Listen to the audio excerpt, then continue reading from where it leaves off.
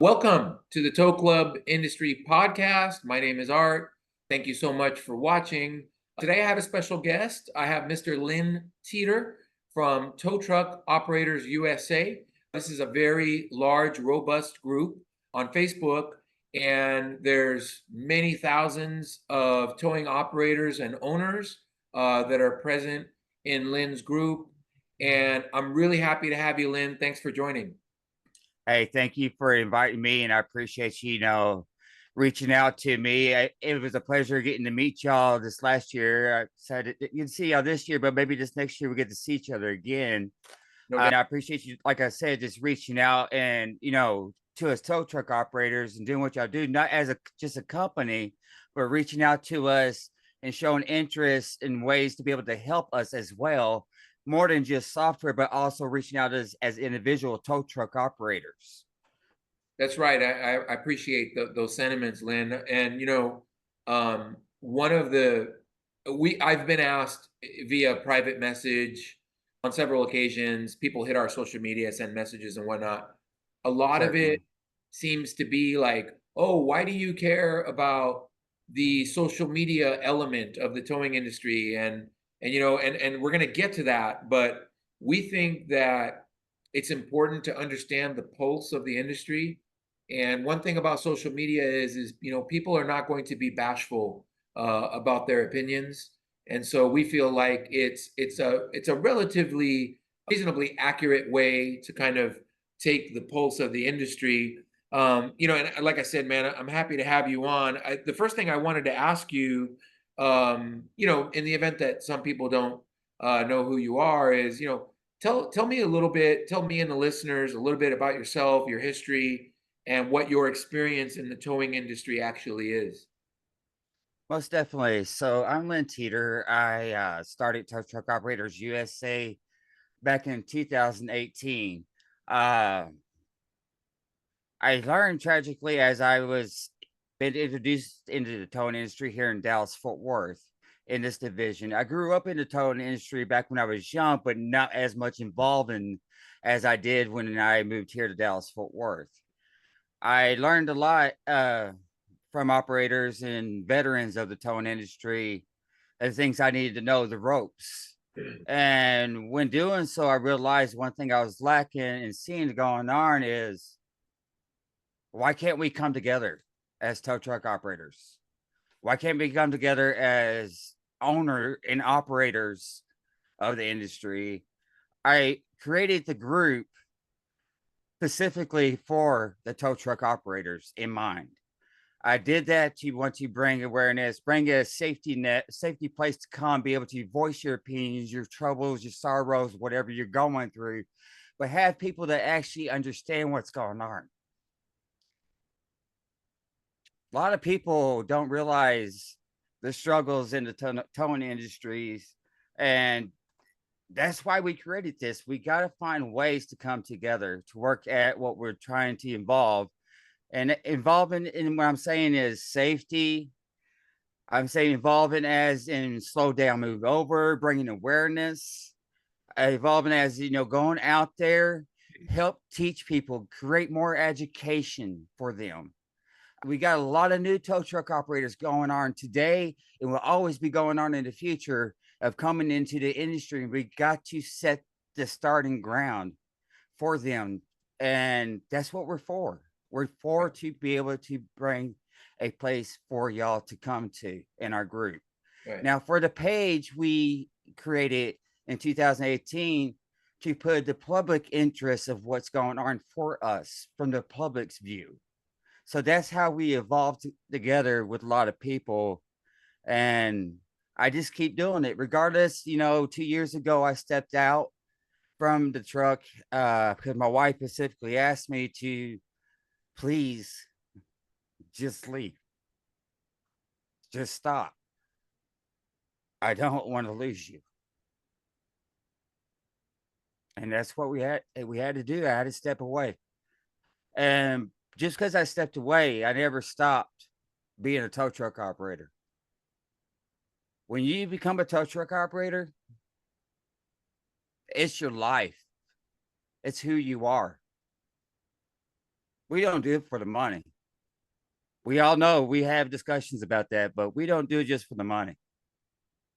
We do because we love helping people. And I just hope people realize that, we do this to help people. It's not for the money. Yes, the money helps us live, but that's just who we are. So that's really, who I am and what I do. I just go out there trying to find ways to, bring awareness, trying to find ways the best as I can with the best abilities I have.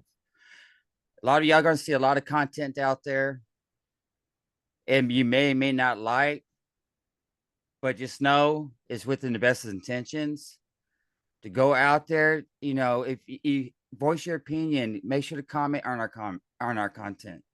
Make sure to go ahead, let us know how you feel. You know, I Mhm. mean, that's really what it boils down to.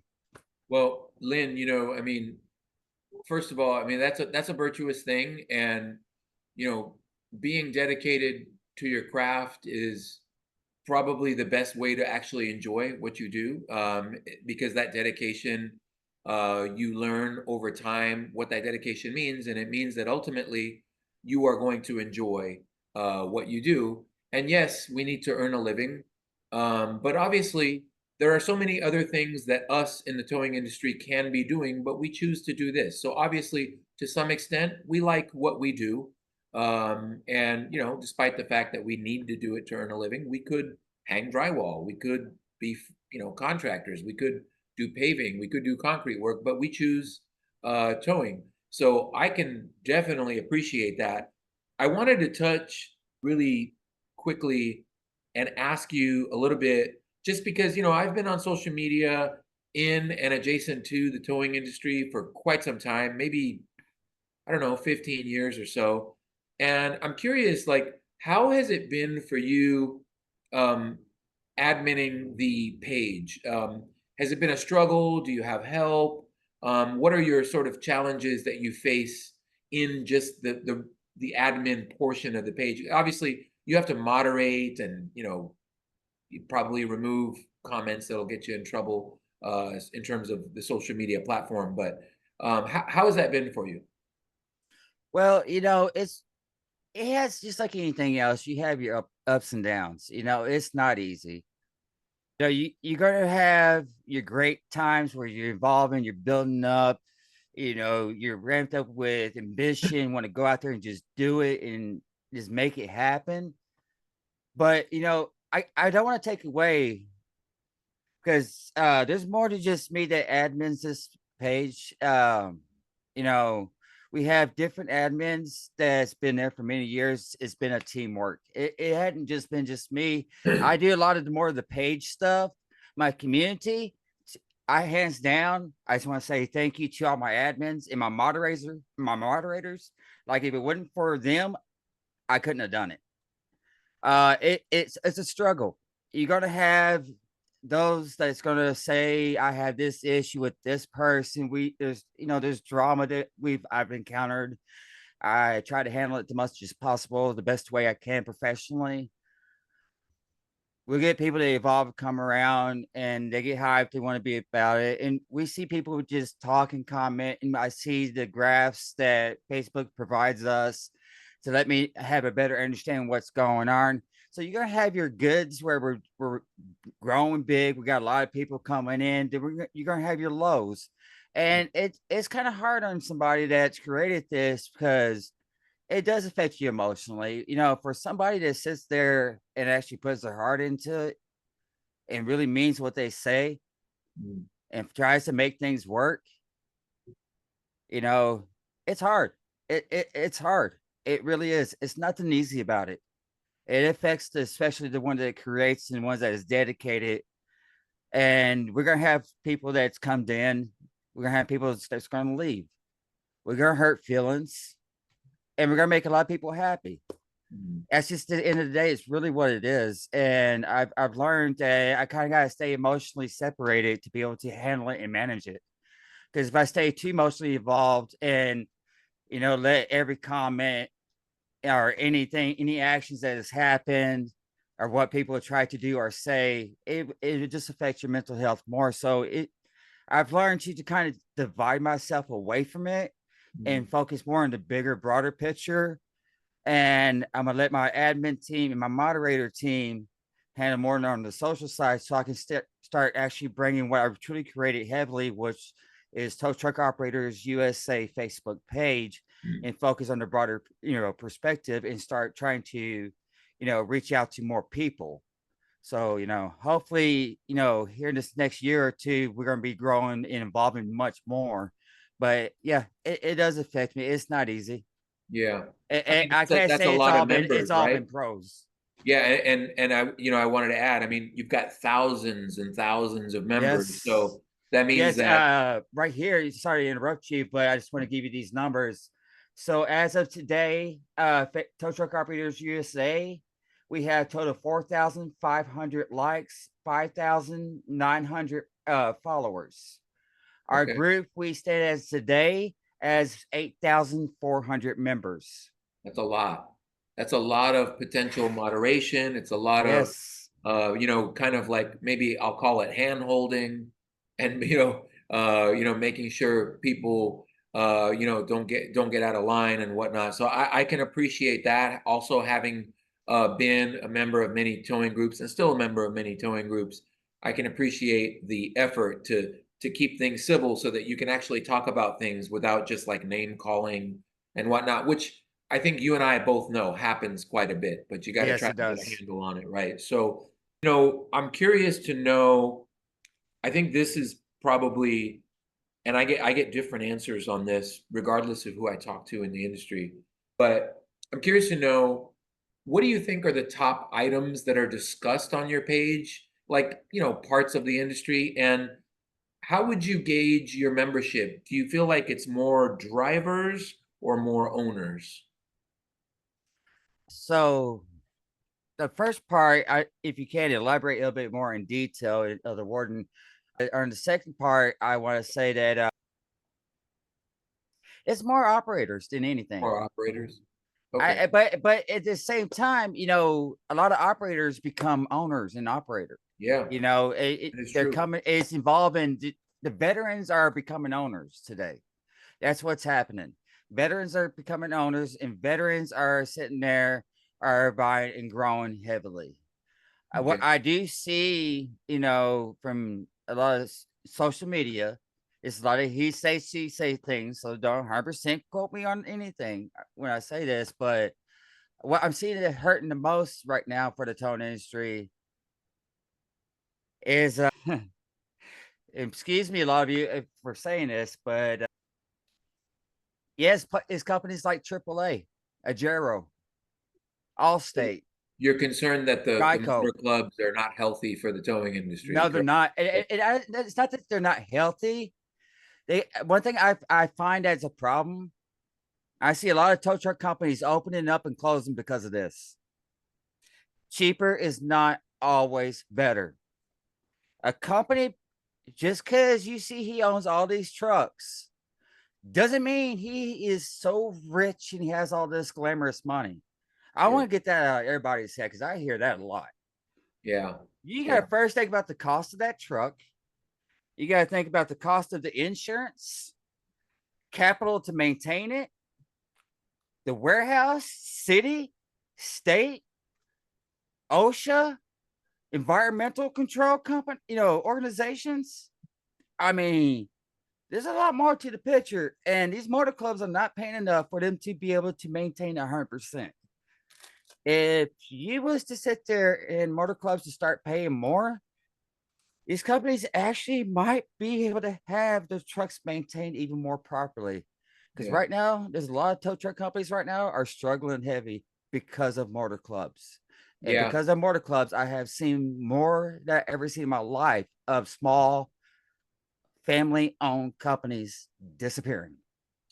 Yeah. I've noticed as well, Lynn, and that's a good point that you brought up. I think, and I'm not beating my chest here, but one of the Mhm. reasons why we exist, because as a technology company that is focused on the towing industry, we talk to a lot of towers, and I have a towing business myself, and one of the things that, and this leads me to my next sort of question is, we are, as an industry, we are very behind in terms of software and technology. And the reason why I'm making the connection here to what you said earlier about, hey, these guys, they go and they work for motor clubs without understanding what their costs really are. They just, oh, I get this much per call and I can do this.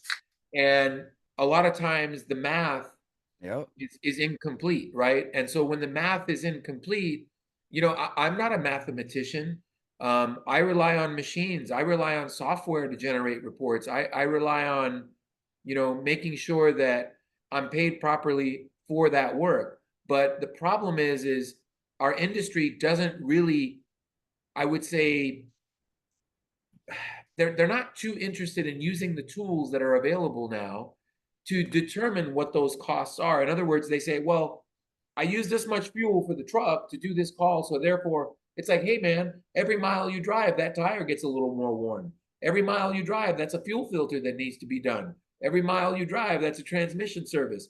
So I think, if our industry was better made aware of the proper tools to determine what our costs actually are, I think what you would find, if they did, is you would find that more towers would probably be less likely to work for motor clubs. And in turn, what would happen is, because obviously they need towers to do the work, right? In turn, what would happen is they may slowly realize, hell man, we got to pay more because these guys aren't cutting it. They're not working for us in the numbers that they were 5 years ago. So, without, I don't want to,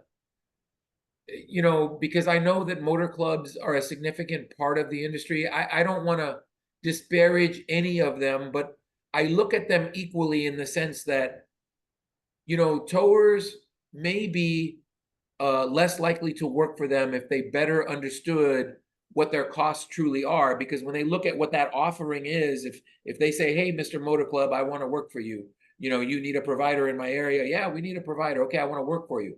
Okay, send me your rates, or they negotiate something. And I think that if more towers, and I get frustrated by this. We're behind in technology, we're behind in software. This is what led to Tow Club. I was pissed off. I looked at big corporations, I looked at the software they were using, their point of sale software that they were using for their transactions to process credit cards, etc. All aspects. And I says, why the hell can't the towing industry have something better? And again, not to disparage the other software providers, but we were determined to say, no, we're going to bring technology that exists in other places to our industry, to the industry that I've made a career out of.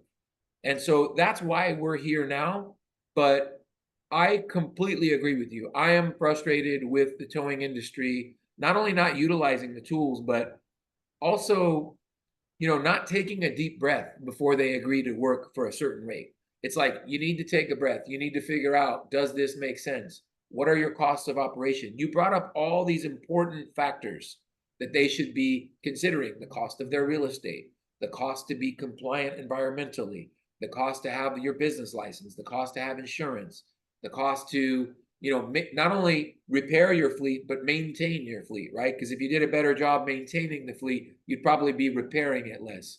So I've noticed, and I'm sure you would probably agree with me, that the companies that are struggling with this are probably a lot of the newer operators that are new in business, and they're looking to turn their wheels. They need to run calls, and they view the motor club sector as the easiest way for them to sort of turn the faucet on and get the work. That is true. But to your point, yes, they need to really consider whether or not those relationships are going to be sustainable for them. Hey, I can work for a couple months and then I realize, what, I didn't make any money and I blew the motor up in my truck. Now what? Exactly. Now where am I at, right? So yeah, I can't agree enough. And again, not meaning to beat my chest, this is why we do what we do, because we also feel, just like you mentioned, we also feel that that's a problem. And we think that putting the right tools in our software will give towers a better understanding of what their costs are, and automating certain things so that they don't have to do so much math right away. You know, in other words, making certain things automatic for them so that they can see things better at a glance.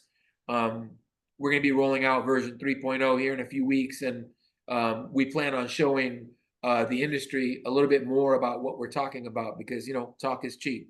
So we're going to be showing it online in a better and more descriptive fashion. Um, since we're on the subject of the industry, you and I could probably talk for days about the industry, but Oh boy, could we let ever. me ask you something here. What do you think? What do you think towing looks like in 5 years? And what do you think are the concerns that you have about how it's going to look? In other words, what are you worried about? How do you think it's going to look, and what are you worried about? Uh Man, I'm saying the next 3 years that we're gonna have safety concerns happening more so. Is due to faulty equipment. We're gonna see that heavily. That's because owners are forced to save costs. You're gonna see a lot of that popping up in the next 3 years if we don't get a hold of it. Hmm. We're gonna be seeing a lot of incidents happening where they didn't have to happen. You're gonna see a lot of good towers leaving. There's another thing that I want to throw at you that's really I think is important to be discussed. Do you know the risk, as I know you do, but hypothetically, do you know the risk of for a tow truck operator is highly likely to pass away due to slow down, move over? Yep. Do you People. know that same thing happens to police departments, fire Oh departments? yeah, state troopers. Yeah, Yep. but Yep. you know what the difference is? Health insurance, Yeah. 401k Benefits, worker benefits. benefits. Yeah. That's one thing that's left a lot of people in hardship is benefits. I've seen too many people right now in the last God 14 days of operators that are having significant injuries and they don't have no money to be able to pay for the medical treatment they deserve. Yeah. This is something that's discussed a lot in the groups, your group, other groups. Operators express their frustration. They say, hey, I'm working 5, 6 days, I'm working nights, I'm working around the clock, I'm worked really hard. I don't have benefits. I don't have, you know, I don't have dental. I don't have health insurance, and and again, I mean, in my own towing business, I made it a point to make sure that our staff was had health insurance, had medical insurance. We have a 4-day work week. My drivers don't work when they're not working. They don't take the truck home. They don't do any of that. They work 4 10-hour shifts. They go home. They get 3 days off. There Um, you go. well, and I have to be honest, and I kind of say that. I know it may sound like a brag or whatever, No, but it's not. I'm really hoping that owners are paying attention here because here's been my experience. We went to a 4-day work week 10 years ago, and my experience has been this. When we did the change, we did an election in the company. The California law requires us to take like a census and an election to make sure that the majority wanted this type of arrangement. It was overwhelming. I think at the time we did it, we had like 14 people and 13 voted for it. Um, and the one person that didn't vote for it, he commuted with his wife and she worked 5 days. So he's like, no, I don't want, and he was able to keep his schedule, so we didn't force them.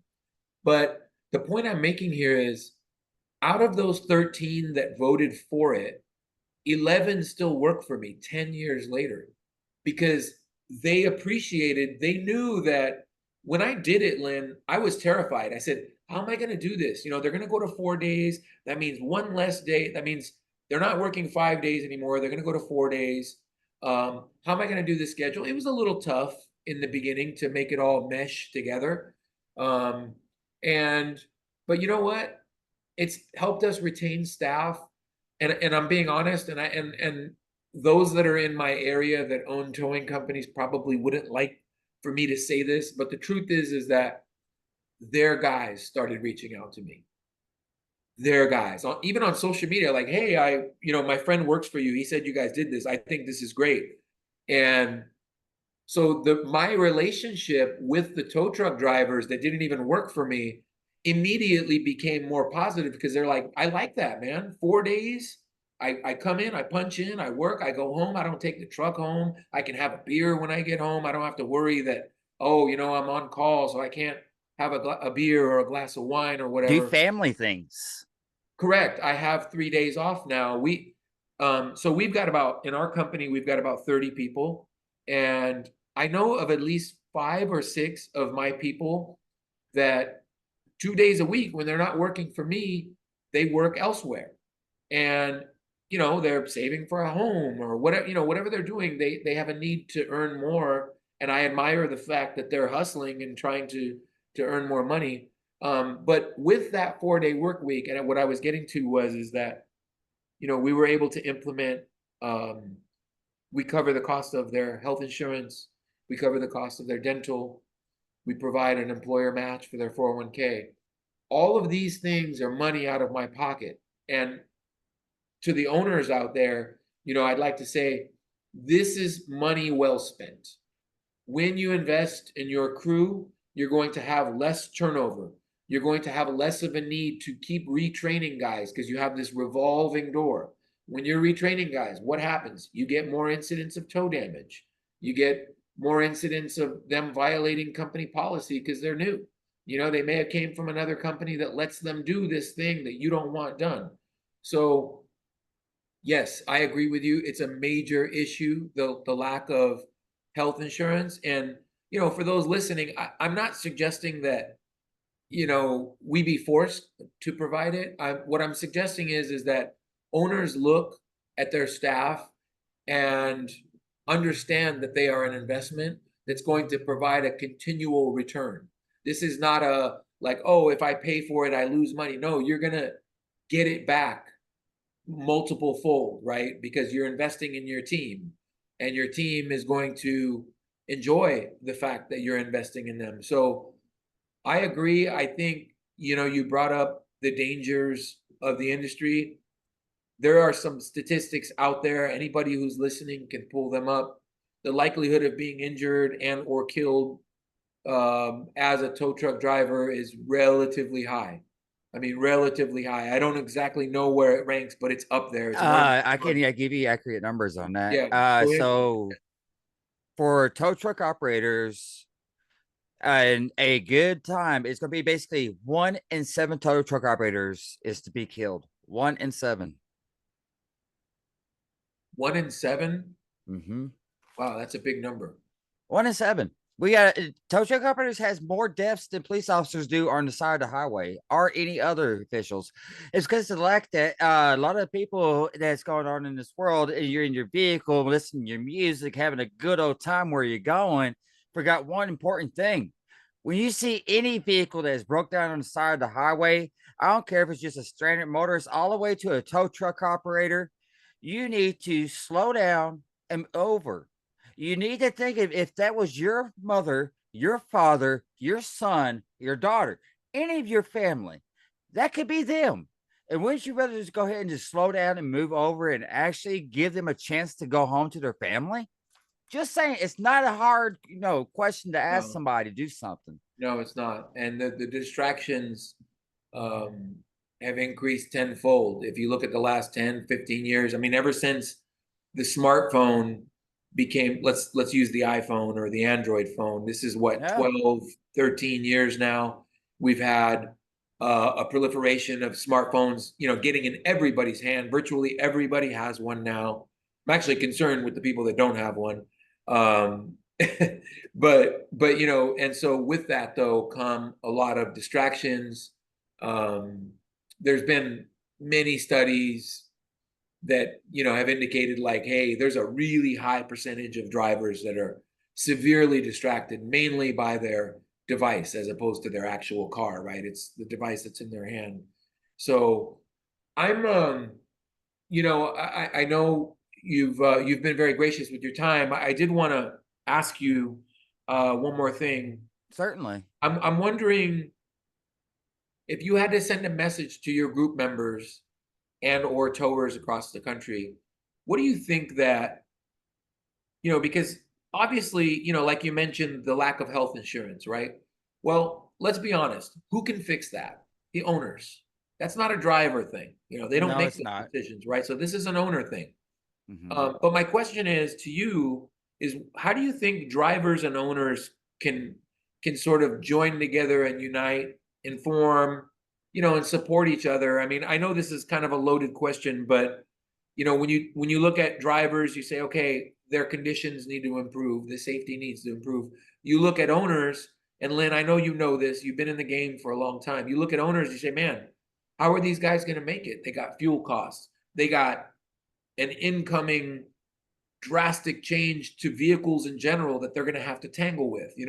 We're not far away from electric vehicles being sort of commonplace on our roads. Maybe not in every state, but I know in Texas you've got a big Tesla plant there. Yeah, They're we they're got a cranking. high likelihood here in Yeah, so you've Texas. got a high likelihood. Florida's already on the way. New York, California, the state of Washington, Oregon, etc. So my point to you is like, how do you think drivers and owners can get together? Because this is going to be a concerted effort for the industry to not only adopt to the next type of cars that are going to be on the road, but also, there's going to be incoming legislation. There's going to be at some point probably some more legislation for employers as it relates to some of the issues you brought up with drivers not having health insurance. Because guess what? If owners don't do anything about it, the government will. That's just the way it's always been. You and I have seen this happen, whether or Yep. not we agree with being mandated to provide any benefit, but And tow truck particularly operators are tired of it. They're that's tired of my it. point is how do you think this is going to get solved? How do you think drivers and owners can kind of, hold hands and say, hey, I know, Mr. Owner, you're a capitalist, you got to make money, but I need a paycheck. I got a family to take care of. I need health insurance. I need proper training. I want somebody to have my back. How do you think this happens? I mean, your group is probably one of the sort of examples to look at the dialogue, right? If forever's Yes. listening, check out Lynn's group. Just look at the dialogue. This is going to tell the story, but how would you tell this story? You know what? I think that would be very beneficial to the industry. And I'm coming up at it from a different aspect, but it's exactly what you're talking about. So I think what's really important first is get all owners. Okay, we don't have to be enemies. We don't have to be enemies. Tow truck company owners, let's come together, right? And come with a solution. How can we better take care of our operators? Right, How can we make them, want to stay with us for many of years? right, What could you do differently? And also reach out to like I said, we always get calls that come in. Every company does. You'll get your cash calls that come in, okay? But get 8 of the calls out of the 10 are going to be insurance company calls, such as Geico, Allstate, AAA, and all them. Those motor clubs, speak to them. Speak to the CFOs. See if there's a way that we can go ahead and see if we can raise enough funds so we can actually make sure every tow truck operator has health, dental, vision, and life insurance.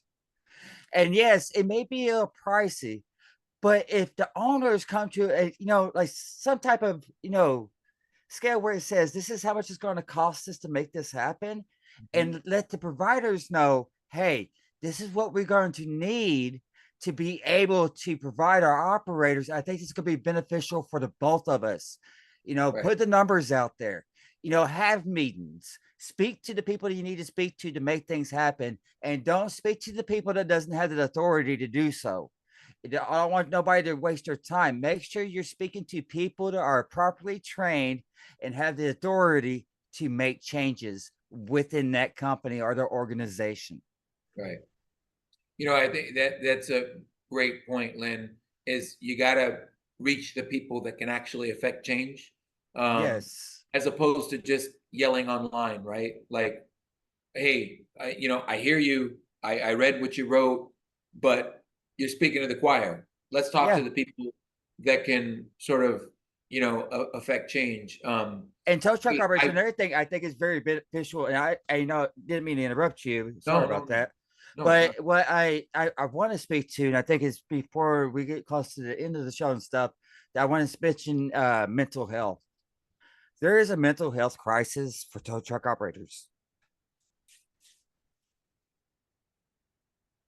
We have lost a couple of tow truck operators due to mental health. And what's really important, I know it's a struggle when you're in the truck alone, you're away from your family. Right, You think that you're sitting there, put a persona out there that you're tough. Just know, talk to somebody. right, Talk to somebody that's in your industry that understands what you're going through. I know you can talk to other people that may not even have a clue what you're going through. But you need to speak to somebody that understands what you're going through and talk to somebody. yeah, It's a real struggle out there when you got tow truck operators working anywhere from 12-hour shifts all the way to a 18-hour shift 7 days a week. I've heard these types of stories. Um, I without I don't want to, talk poorly of any operators and or companies out there, but I'll leave you with this. If this is a regular practice for you, if you're a tow truck owner and your operators are regularly doing this, stop. Because this is how injuries happen, this is how accidents happen. This, as you mentioned, affects mental health. I mean, working 7 days is bad enough, right? 12, 14, 16, 18 hours? No way. Like Yeah, regularly? people No are way. doing it. Everybody's been there and done that here and there. It happens. Everybody that I know that's hardworking says, yeah, I'll do it. If I need to do it, I'll do it. But She allow it though. yeah, you should discourage it. And by the way, let's forget about all the laws in place that disallow this kind of behavior. Let's set that to the side. This should be a discouraged practice. So I'd like Ethics. to respectfully tell people in the industry, if you're regularly doing that, stop. That is not okay. You need help. Get more help or be more selective with the work that you take. You should not be doing that to anybody for any reason. Um, Lynn, you've been so gracious with your time, man. I really appreciate your time. I do need to wrap it up. I want to Certainly. thank you again for this really, really meaningful conversation we had about the industry. I pledge to be a little bit more active in your group, I appreciate that. discussing and sharing ideas. I look forward to you sharing our conversation with your group members. Certainly. And I'd like to keep an open relationship with you. I definitely will see you at the tow shows.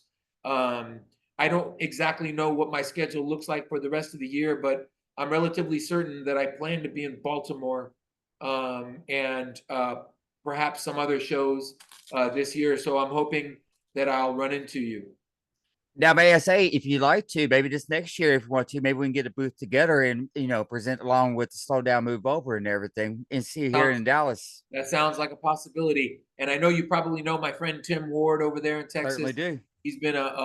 He's been a very meaningful contributor to the towing industry in Texas, particularly as it relates to training.